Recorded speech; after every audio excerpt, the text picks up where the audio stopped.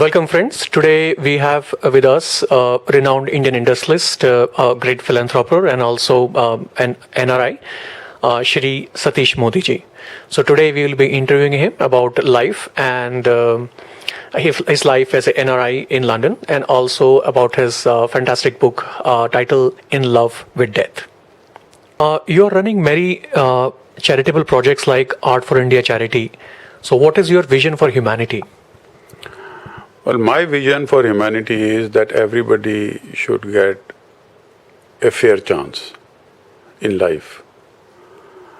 And everybody should be given a chance to excel in life and show their true worth. And that is vision of Arts for India, where we are providing free education, including living, food, everything, free of charge to aspiring students.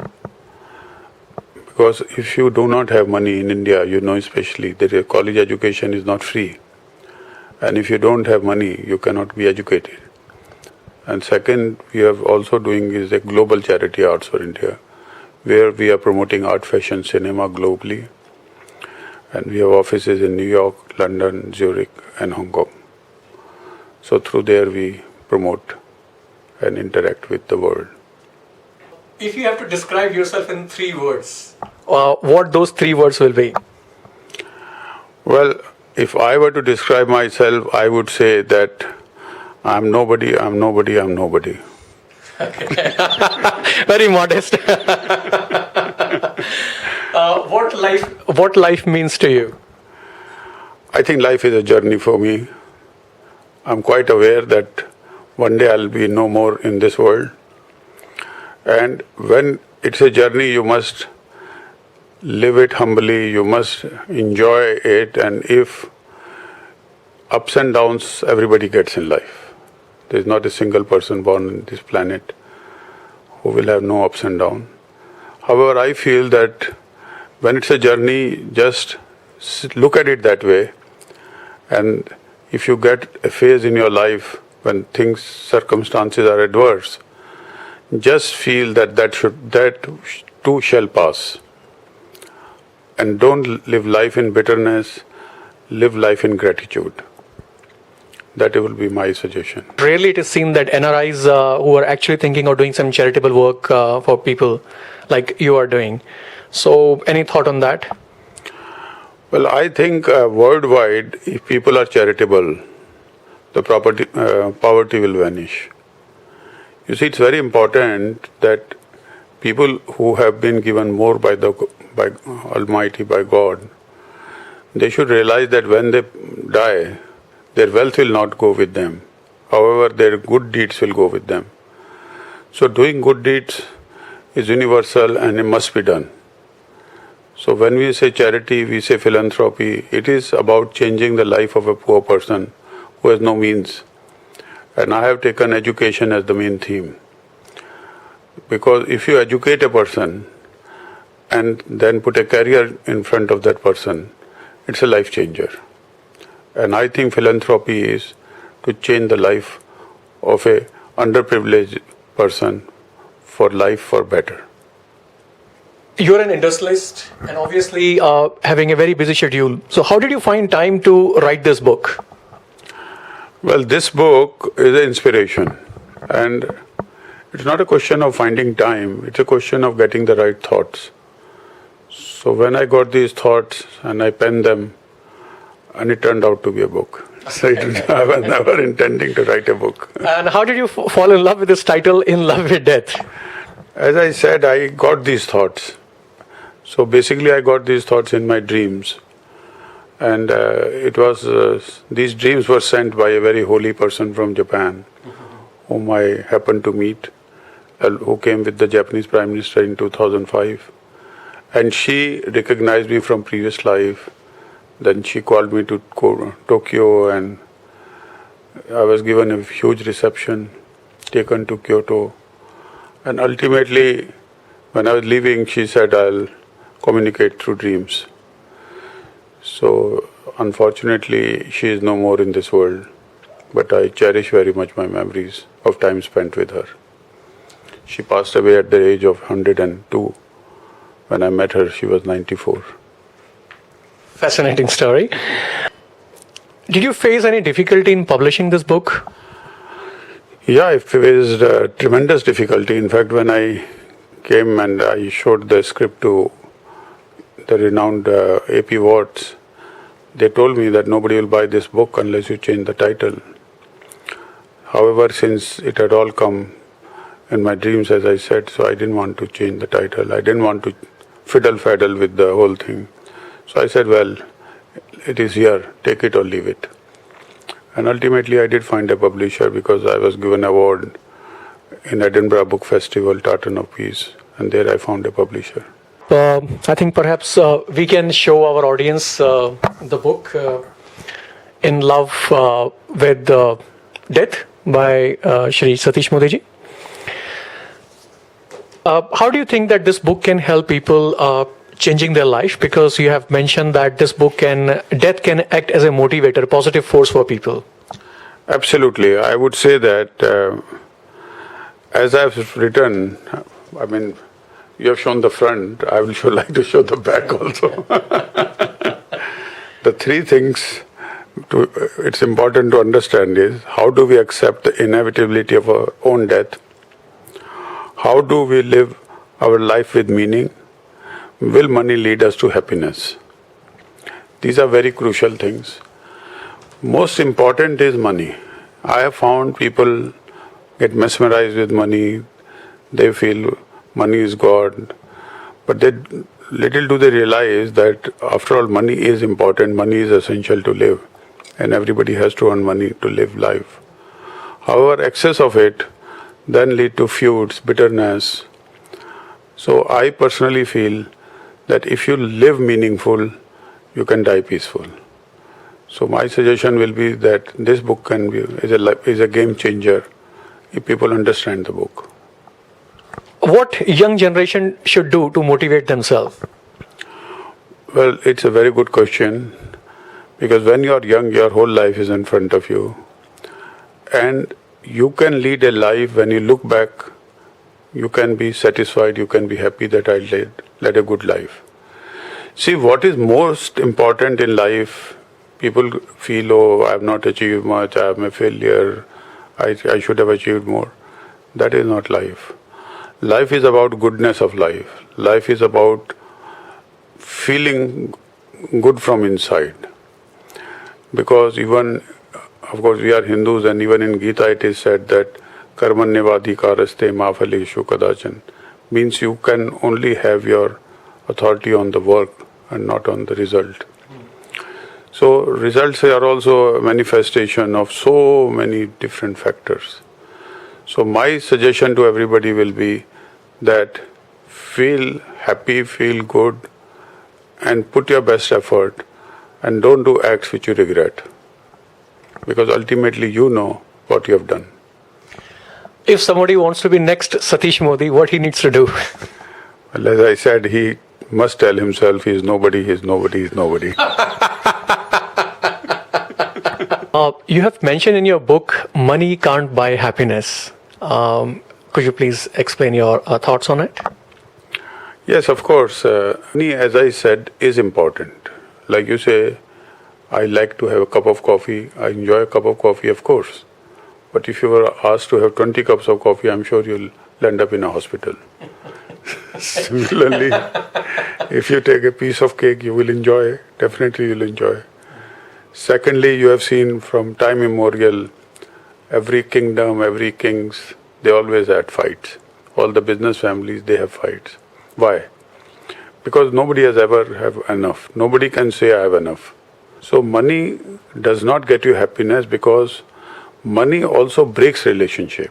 Also, it binds relationship if it is used properly, but it breaks relationship. So as I said, it's very important to understand money. So money cannot buy you happiness if you are only looking at money. However, if you are using money as a means to help others and to make your family prosper or to people prosper, of course, it can get you happiness. Three important lessons which you have learned in your life which really help you to improve as a person. Well, I have had thanks to my parents, a very privileged life, born in Modinagar and living princely life there. But then I've lived mostly in Europe throughout my growing years. And then finally I've been living in London now for past 22 years. I feel that it's very important to understand life as it is being lived. Because it's like everybody's movie is running and you're in the film. So you have to create your own script. That's what I said, live in gratitude, not in bitterness. Because if you live in bitterness, then those years are gone. And you can never revisit them. So it is important to understand that those moments in life where people have been together or who have you have enjoyed them, rather than remembering all those people who have been against you or who have ditched you or who have, you see, you have to select. You have to erase the past because you cannot do anything. So most important lesson according to you should be that stay in gratitude instead of staying in bitterness. Exactly. That is important, and also what is important is also that you have to understand that nobody in this world has everything. So most important thing is health. So if you have got health, you should be happy. And then, as they say, health is also wealth. So life moves on, and I'm sure there doesn't exist a person who can claim that he had everything in life or everybody was good to him. So if you have people who have tried to betray you or this, just forget it. Past, as Shakespeare said, every night we go to sleep. In a way we die, and next day when we get up we are a new person. So take life that in one life actually you live.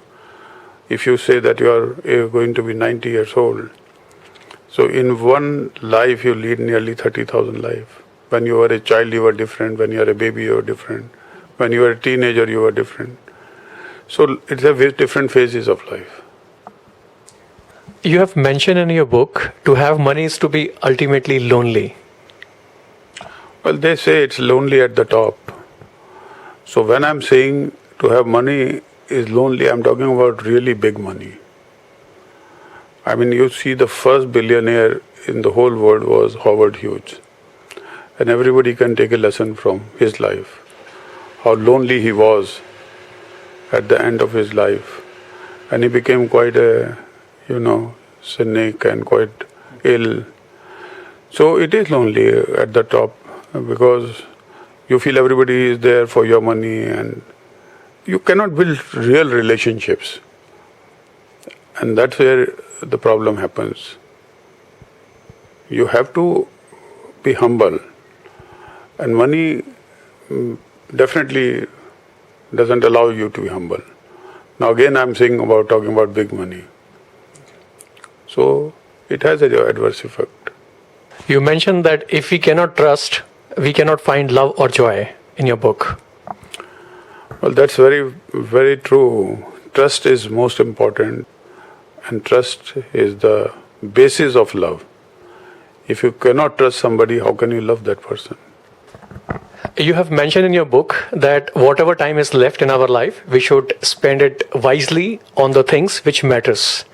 So what things matters to Mr. Satish Modi? Well, as I have said, live meaningful, die peaceful. It's very important to live a life as time is passing. I've also written, when people say we are killing time, you're not killing time, time is killing you. It's important to understand you are here for a number of years, not forever. So it's important that you understand these things in a true perspective. And once you understand them, then everything falls into place.